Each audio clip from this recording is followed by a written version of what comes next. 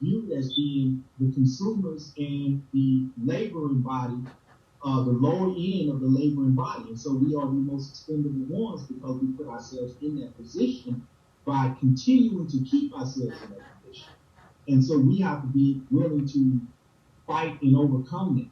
And going back to like your generation, Brother James, anytime we make strides and we fight, we can't celebrate and feel like that we can go back, that we've made progress, and now we can kind of go and chill. The point is when you make any significant amount of progress, you got to push through and you got to continue.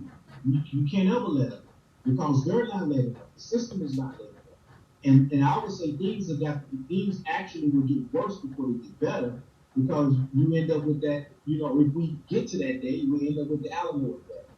And so from that standpoint, we have to just get more people involved, more people active, more of our people conscious of the fact that we have to hold ourselves accountable, and therefore we have to do more than just simply only be concerned with our immediate family and base everything that we do for our children on them just doing for their children, and get out of that little bubble net of idealism that we call a family, when in essence our family should be a village, should be a community, because we have a lot of parents to have an actual intact community so that we can actually draw from that perspective. Because right now, Black folks are just operating off individualism. Mm-hmm. Bill, this, kind of goes against everything that you learn in an elite military force. Right. And when you get out, and Dr. Kaci, I don't know where you served, but just the fact that you served means that at one time you were also a part of that particular force, whether it was good or bad. But it does instill with you in a certain mindset. First of all, survival. Mm-hmm. That's number one. Okay. Then, first of all, you think of money, because that's the most important thing. You belong to the unit. You are a part of a unit. So you celebrate that. Then the second thing you celebrate are your individual skills. You're rewarded for those. You're given promotion for those individual skills. Bill, you might have been a little bit different since you were part of the officer cadre, but I'm still thinking that the mindset of the survival skills of taking care of oneself and those that, as Brother Williams was saying, that immediate family, that unit. Why weren't we able to bring those same skills to our neighborhoods and exploit those skills? I mean, those are resources. Why have we kept them hidden? Is it because in some cases, you weren't those radical ideas weren't accepted, that now are accepted, or as Grandma would say, have we grown too big for our britches? I think that's an exceptionally good question, and I would say that some people did take those skills and did take things they've learned, and from Geronimo to Jaja Pratt to a long list of others,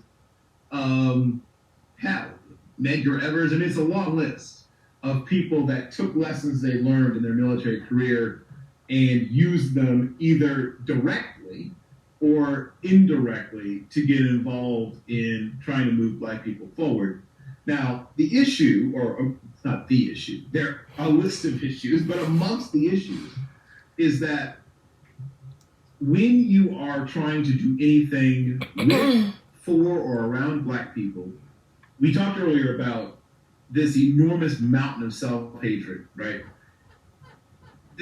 there's so many different things we're fighting against, but the one universal, enormous millstone on every single movement, I don't care if you're talking about a violent movement, a nonviolent movement, a mixed movement, a religious-based movement, a politically-based movement, an economic-based movement, none of them has effectively yet managed to, first of all, though many have tried, to remove that enormous millstone of self-hatred, right? That's the first thing.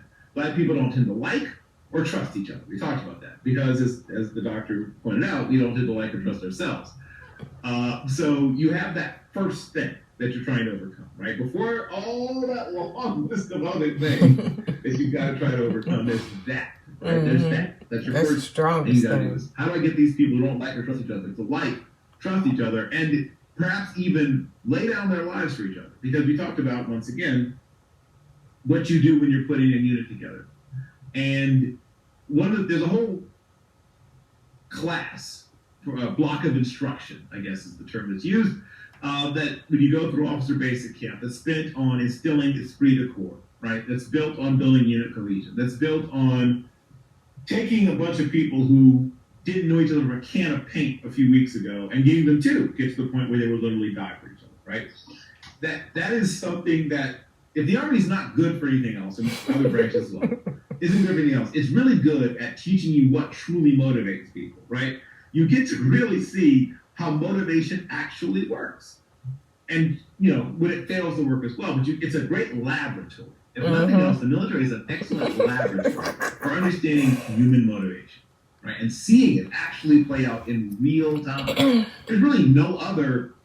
We have lots of psychology and psychiatry, and lots of the things where they try to explore these things, but because they can't, do live fire exercises and they can't, actually have a war, they don't get to see all these things that actually play out when you truly put people in life or death situations.